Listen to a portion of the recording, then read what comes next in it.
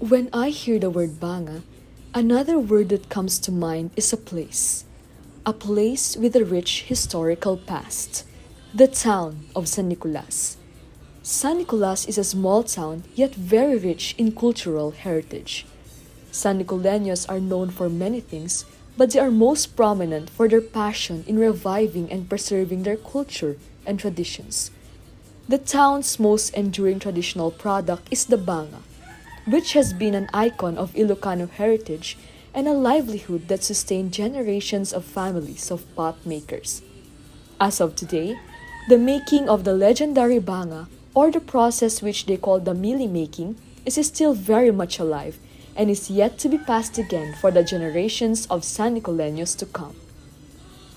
The banga is not just a product for the San Nicoleños. It's their pride and identity, their trademark, their signature, for it represents what a true San Nicoleño is: strong and sturdy, classic yet ever versatile.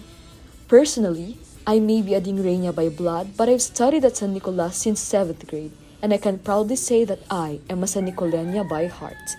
And as what we San Nicoleños always say, San Nicolas banga, tiktikem nalagda, uri pisukam ti Granada, saan pulos nga maribba. Banga, our pride and identity.